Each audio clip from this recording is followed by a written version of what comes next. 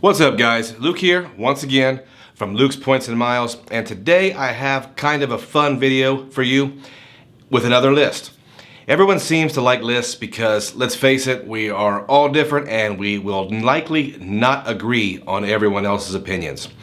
Today I want to talk about the top 10 card issuers in my opinion. I'll list the issuers starting with my number 10 favorite, and I'll explain a little bit why that issuer is in that position. In the comments below, give me your list. If 10 is too many, then give me your top 5, because that's where most of the controversy will be anyway.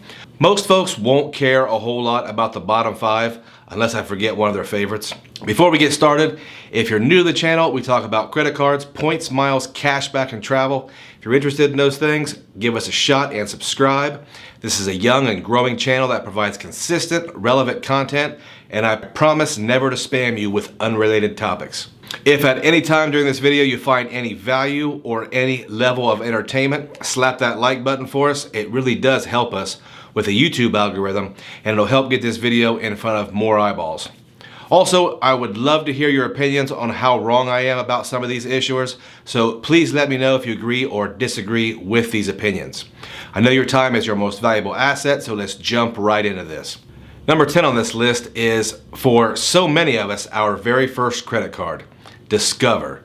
And it is for that reason it even makes the list at all. Discover took a chance on me when they were my first credit card ever, so for me they will always have a special place in my heart. The Discover IT card, in my opinion, is a super important card in so many of our credit card journeys, because not only does it deliver great cash back, it also teaches us how and when to use certain credit cards. It's not a great everything card, but the rotating 5% cashback categories get us thinking in a certain way to optimize our spending. The lack of different cards and the acceptance level of Discover, however, keeps it at the bottom of this list. Number 9, Wells Fargo. Ah yes, the bank everyone loves to hate. I challenge every one of you Wells Fargo haters to Google your favorite bank and then explain to me why Wells Fargo's atrocities are so much eviler than theirs. It'll be tough. Wells Fargo appears on the list because they have okay cards, but first off, they offer both personal and consumer credit cards for those of us that want and need both. They also have a really good standard 2% no annual fee card that most of us need as a base in our arsenal. It's also very hard to deny the greatness of the Wells Fargo Propel that was discontinued, but it looks like it is going to be reincarnated into the Autograph card. The Active Cash Autograph combo will be a staple for many a cashback setup, along with some rotating category cards. Wells is still low on the list though, partly because of their numerous scandals, but mostly because it seems they are in some type of credit card transition at the moment. So we will see what the future holds and what position they may take in the credit card game. Number 8 may be a surprise on my list, but it is Bank of America.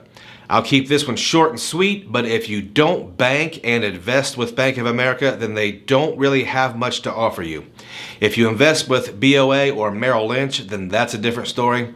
It's on the list because they offer a few choices in both the business and consumer markets, and they're low on the list because I'm just yawning while typing this. Their cards are really boring.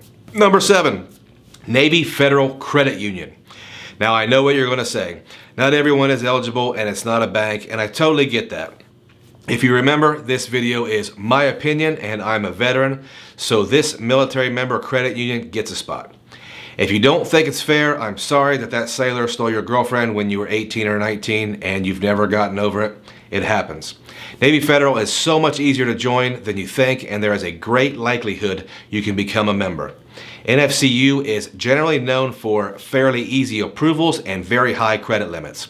They have at least 3 decent cash back cards, and only one has a small annual fee of $49. So in theory, one could build out a nice little $49 annual fee NFCU setup and redeem a competitive amount of cash back. Obviously, it's on the lower end of the list because not everyone can join, and they don't exactly have a premium card for you big league travelers. Moving on to number 6, we have my arch nemesis, Barclays Bank. Now, Barclays, in my opinion, has the worst customer service in the game, and I cringe even thinking about applying for one of their cards. but they have some really interesting products. One YouTuber described Barclays credit cards as the land of the misfit toys, and I thought that was a great description. They have American Airlines, which is a really big deal. They have JetBlue, Wyndham Rewards, Hawaiian, and so many others. Barclays has both business and consumer credit cards, and most of those you can double up, meaning you can be approved for both the business and the consumer cards if that's something you're interested in. Two things holding them back are their terrible customer service and their simplicity when considering they don't have any type of transferable currency. We're moving up to the major issuers, and at number 5, I have US Bank. Now, if you're a fan of the channel, you know that I'm a fan of the oft-times frustrating to deal with US Bank. They have a lot of options. They have a somewhat premium travel card in the Altitude Reserve. They have some great cash back cards like the Altitude Go, and they issue one of my favorite cards of all time, the US Bank Cash Plus card. They also have a couple business card options. I like the cards, but some things that are holding them back on this list include no transfer partners, and the premium-ish travel card isn't very premium. It's a great card though, it's just not in the same league as some of the other travel cards you'll hear about higher on the list. I'm really strong with US Bank being number 5 though. This is where things start to get interesting. Lots of folks like to debate this top 4, or at least the number 1 and 2 and 3 and 4. At number 4, I have CapitalOne. Everyone can agree that CapitalOne is doing some really great things, and they're shaking things up. They're definitely on a hot streak with airport lounges, the new Venture X card, and the fact they have both business and consumer cards, kinda. There are a lot of reports that their business cards are reporting to personal credit reports, which is a terrible thing. They offer a higher end travel card with Venture X, and they also offer several no annual fee options as well. The CapitalOne Saver One card is a great complement to the Venture X. CapitalOne has transfer partners as well, so that gives them a strong holding to this number 4 spot. Its negatives include their approval process. That is something most folks cannot figure out. More positives include simplicity and versatility in redeeming points or miles. I think we will continue to see good things from CapitalOne. Number 3 should be fairly easy to guess, and it is Citibank. Let me explain why I have Citi so high, or at least higher than CapitalOne. They have transfer partners, that's a great thing. They have a couple very strong cards in the Citi Premier, the Double Cash, and the Citi Custom Cash, all of which are earning thank you points now. I think it's a big deal. Citi also has American Airlines, including an American Airlines card that provides Admirals Club access. Citi has Costco, and I know a lot of folks really enjoy warehouse shopping. You can acquire both business and consumer cards with Citi as well. Citi will likely never climb higher on this list, and I'd like to give them their chance to shine with their bronze medal. You guys remember the bronze medal, right? LeBron won one in the Olympics for basketball.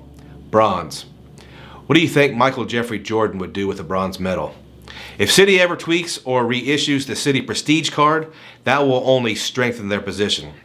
Now for the top 2.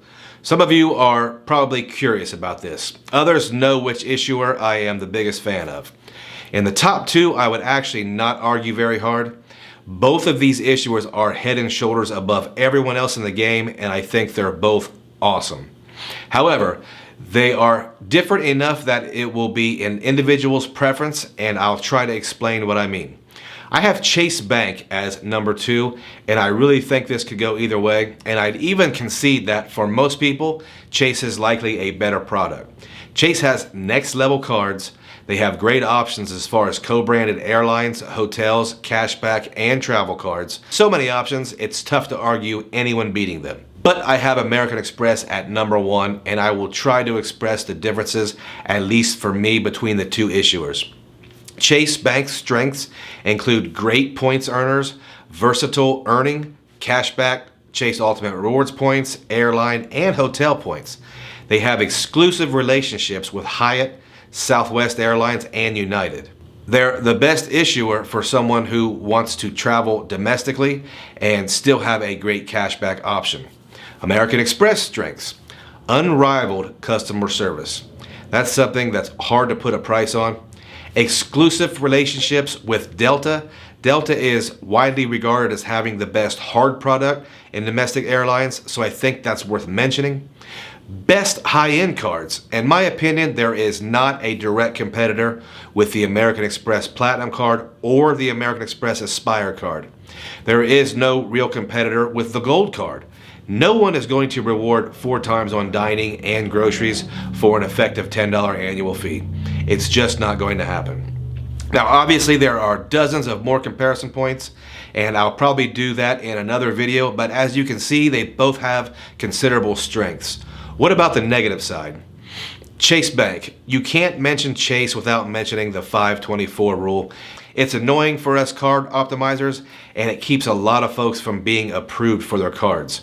For me, I also don't really fly Southwest or United. That's a preference thing. Chase doesn't have a standard 2% no annual fee card, if that matters to you. What about American Express? Well, let's keep it real. Acceptance. I don't care what any study or anyone's statistics say, I can't count on American Express to be accepted everywhere. Another American Express negative is the annual fees. It's really expensive to run a high-end American Express system unless you can use all the little credits and coupons, and I can see that being very annoying for some people. So at the end of the day, I have American Express as the #1 issuer of credit cards in the US, and the biggest factors are the American Express customer service and the Chase 524 rule. Both issuers have legendary cards on both the consumer and business side, and you can't go wrong with either one. Guys, if you disagree with this list, let me know. I'm super interested in what others think, and give me your top 5 or your top 10 in the comments. I answer almost every single comment, and they really do help me to determine what kind of content you guys want. Also, remember, pay your balance monthly or more often. Don't worry too much about ultimate cents per points. And make sure you enjoy your credit card rewards with others. If you have time, check me out on socials and check my referral links in the description. As always, use a shopping portal for your retail shopping. Rakuten is my favorite. Rakuten gives you the option of earning American Express membership rewards points in lieu of cashback, making them much more valuable in my opinion. Use our link below and get $30 cash back on your very first order. And if you have stayed around all the way to the end, I appreciate you and I thank you.